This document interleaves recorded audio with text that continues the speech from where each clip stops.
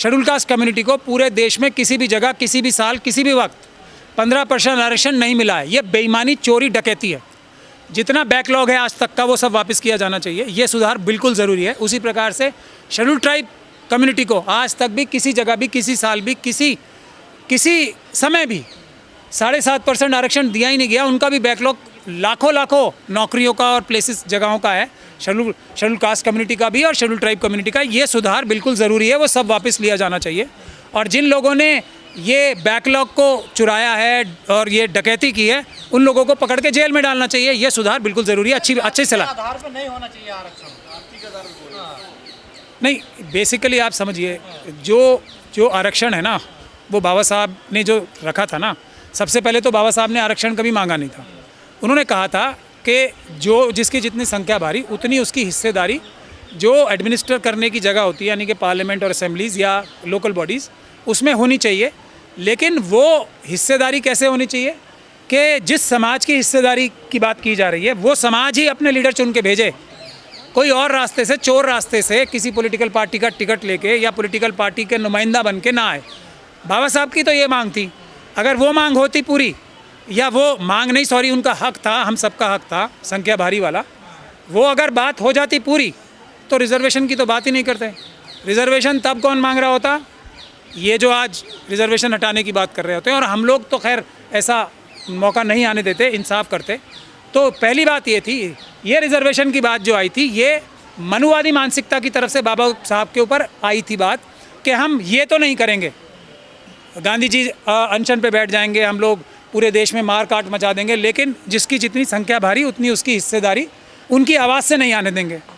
तब उस समय बाबा साहब को इमोशनली ब्लैकमेल करके, जिस भी प्रकार से बाबा साहब के ऊपर ये कहा गया था कि हम ये देने को तैयार हैं, संख्या से ज़्यादा भी हम आरक्षण देने को तैयार हैं, मगर प्लीज़ आप जिसकी जितनी संख्या भारी की बात मत करो।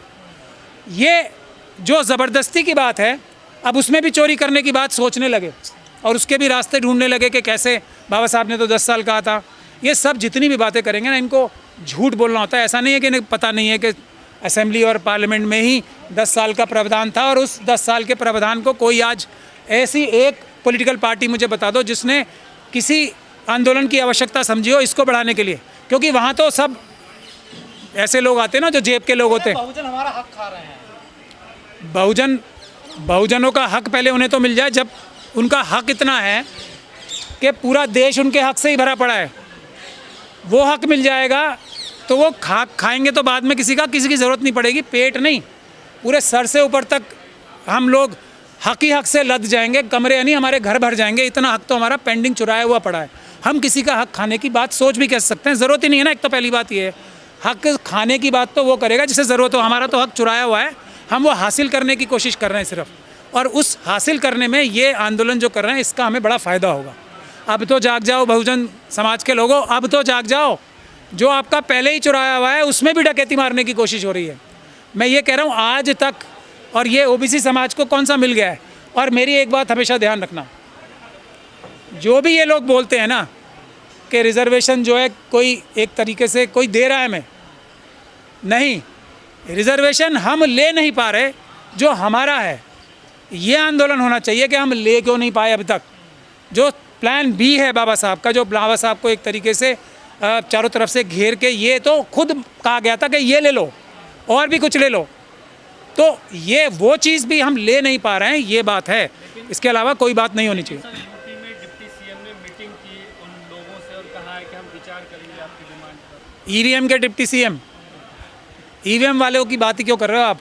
वो तो सब जेल के अधिकारी हैं, उनके लिए जेल में रिजर्वेशन है। सब के लिए, आरएसएस और बीजेपी वालों के सब नेताओं के लिए जेलों में रिजर्वेशन है। वहाँ उनको रिजर्वेशन में कोई कोताही नहीं होगी। लाठी खा रहे थे यहाँ पर, छतरी कह रहे ब्राह्मणों ने हमें फंसा दिया, वहाँ जाकर नेताओं से मिल रहे, हमें यहाँ आंदोलन में छोड़ दो। देखो, ये सब बातें दिखाने के लिए है। जो 90% लोगों के हक अधिकार मार के बैठे हैं, वो दिखाने के लिए कि हाँ हमारे साथ भी जुल्म ज्यादती हो रही है।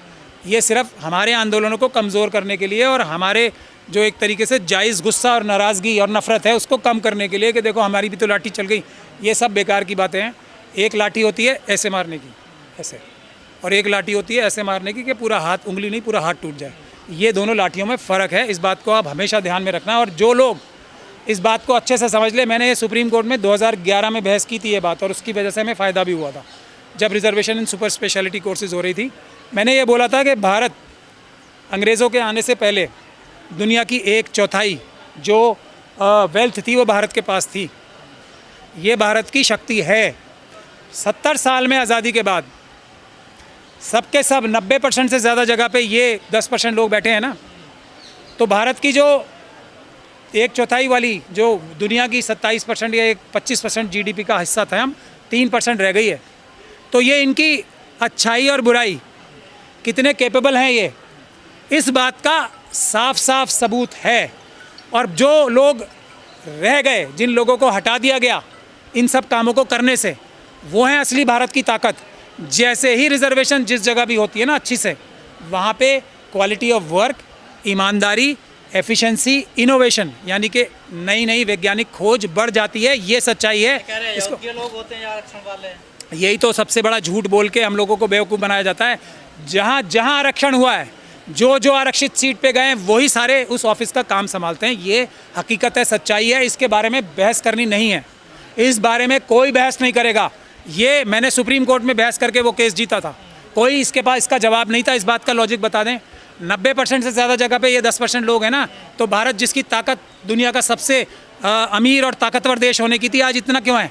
क्योंकि सब चीज़ें इनके हाथ में हैं जो कि कैपेबल नहीं है। यही हो सकता है ना इसका अंजाम, तो और क्या हो सकता है बताओ? ये जो आरक्षण हटाओ आंदोलन चल रहा है, क्या ये फेल हुआ या पास हो गया सर? नहीं, उन्होंने कर दिया। हमारे बीच में लड़ाई करा दी। जो ये आंदोलन की असली वजह ये थी कि क्रीमी लेयर और नॉन क्रीमी लेयर्स की बहस जिंदा की जाए, और कोई वजह नहीं थी इसकी।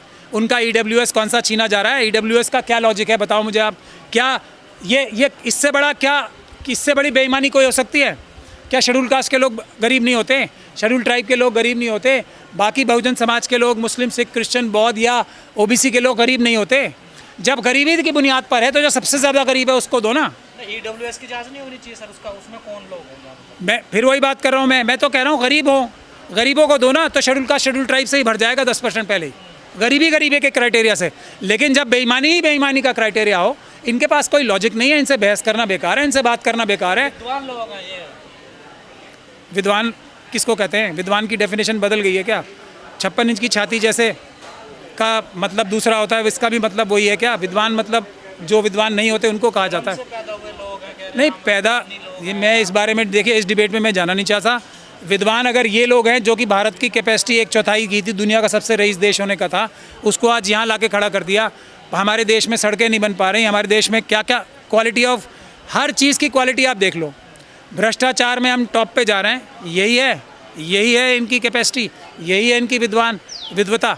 तो भाई ऐसी विद्वता अच्छी भी नहीं होती। किस के नंबर लाते हैं 80, 90 और ये 40 वाले पास हो जाते हैं। हाँ तो 40 माइनस में। देखो बिल्कुल ठीक कह रहे हैं वो। घिस घिस के भी उतने नंबर ला पाते हैं जितने हमारे बच्चे, जो बहुजन समाज के बच्चे हैं, जिनके माँ बाप रोज़ सुबह काम करने पे जाते हैं, वो भी काम करते हैं, वो बिना पढ़े लिखे भी इनके बराबर तो नंबर ले आते हैं ना। अब तो आप चेक कर लो किसी भी जगह जाके, OBC, SC, ST के जो नंबर आते हैं, जो रिटर्न में आते हैं, वो जनरल कैटेगरी के आसपास या उससे ऊपर होते हैं आजकल।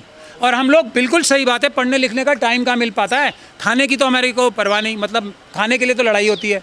इन लोगों के लिए ट्यूटर्स भी हैं, इन लोगों के माता पिता इनको बढ़िया से बढ़िया खाना भी खिलाते हैं, बढ़िया से बढ़िया सब कुछ देते हैं, तब भी ये हमारे से इतना भर भी आगे नहीं रह पा रहे हैं। तो कौन समझदार है कौन नहीं है, यही तो बात है। घिस के नंबर लाते हैं, इनके घिस के भी इतने ही नंबर आ पाते हैं, हमें पढ़ने की भी ज़रूरत नहीं है। फिर आप इनके बहस में मतलब जो कुतर्क हैं और जो समझ, इनके पास दिमाग भी तो इतना ही है ना। किस बात की लड़ाई हो रही थी, किस बात, इशू क्या है कि कॉमन जगह से पानी नहीं पिया जाने दिया। बाबा साहब ने महाड़ आंदोलन क्यों किया था कि कॉमन तालाब से पानी नहीं पीने दिया जाता था। गांव के बाहर इतनी दूर जाना पड़ता था पानी लेने के लिए। तो इनको डाइवर्ट करना आता है, इनको सिर्फ मक्कारी और चालाकी आती है। लॉजिक में इनसे बात वैसे तो करनी नहीं चाहिए। इनसे बात क्यों करनी है? हम 90% है, ख़त्म बात, एंड ऑफ द मैटर। हम 90% है, हमें कोई बात नहीं करनी, तुम जो बोलो, ख़त्म, ये बात है। नहीं, जबरन नहीं जा रहा है, वो नूरा कुश्ती हो रही है। पुलिस उनको बाकायदा जबरन लेके जा रही है वहाँ पे। हमारे लोगों को जबरन रोका जाता है, इनको जबरन लेके। हाँ, भाई ये मैं बता रहा हूँ, ये नूरा कुश्ती हम बहुत जानते हैं। कोई नहीं, बिल्कुल वो दिखाने के लिए, और हम सब लोगों का गुस्सा, जो नाराज़गी है, जो भ्रष्ट पुलिस के अधिकारियों के प्रति उसको कम करने की एक्सरसाइज। हनुमान चालीसा का भी सम्मान नहीं करा, हनुमान चालीसा पढ़ ले तब भी हमें उठा उठा कर लठ बजा दिया हमको। नहीं, हम देखिए वो उनका अपना मसला है, क्यों किया क्या नहीं किया। उन्हें संविधान का प्रयोग करना चाहिए था, उनके लिए भी संविधान ही बीच में आता, संविधान ही उनको लाठियों से बचाता। वो अगर संविधान का प्रयोग नहीं करना चाह रहे, उनकी अपनी चॉइस है, संविधान का प्रयोग करें, हमारे पास आए ना। मैं इनको भी ऑफर दे रहा हूँ, मैंने तो सबको कह रखा ना, प्रोटेस्ट में जिसको पुलिस के अधिकारी पिटाई करेंगे जिसके ऊपर हमला, बिल्कुल आओ, लेकिन ये आएंगे नहीं ना। मैं तो अमित शाह जी के खिलाफ FIR कराऊंगा, ये करवा लें, आ जाए मेरे पास, आ जाएँ। अमित शाह जी तो हैं होम मिनिस्ट्री के इंचार्ज, लाठी चार्ज तो अमित शाह जी ने कराई होगी ना, आ जाए मेरे पास, मैं 100% FIR कराऊंगा। एक हमारी वाली भी होगी, एक इनकी भी हो जाएगी। इंसाफ के लिए देखो हम कभी पीछे नहीं हटेंगे, चाहे किसी के लिए भी इंसाफ के लिए लड़ाई। नहीं, सही बात है, ये एकदम 100%। EWS का जो भी आरक्षण है वो बिल्कुल गैर कानूनी, गैर संवैधानिक है, उसको हटना चाहिए। इसमें क्या बुराई है आप? वो SC ST के और OBC का आरक्षण की बात। अरे मजाक कर रहे हो, मजाक कर रहे हो? मजाक? हाँ, करनी सेना लठ खा रही है सर। लट खा रही क्यों? ये आरक्षण हटना चाहिए। नहीं, उनको पहले तो बाहर किसने छोड़ा? उनको जेलों में होना चाहिए ना। करनी सेना तो संविधान के विरोधी है, वो तो मनुस्मृति लागू कराना चाहते हैं, भारत का संविधान खत्म करके। वो बाहर कैसे आ गए लाठी खाने के लिए? उन्हें तो जेलों के अंदर होना चाहिए। ये बिल्कुल ठीक बात है, मैं भी सपोर्ट करता हूँ। EWS का बिल्कुल गलत है, जो आरक्षण है उसको बिल्कुल निरस्त किया जाना चाहिए। और 10% जो है ना, ये एक्चुअली बढ़ जाना चाहिए बराबर SC ST OBC में। कह रहे रिफॉर्म होना चाहिए इसमें। देखिए IAS के बेटे को क्यों मिले आरक्षण? नहीं, बिल्कुल रिफॉर्म होना चाहिए, मैं भी इस बात को मानता हूँ। पहला रिफॉर्म ये होना चाहिए कि आज तक शेड्यूल कास्ट कम्युनिटी को, और मैं OBC समाज की अभी बाद में बात करूँगा,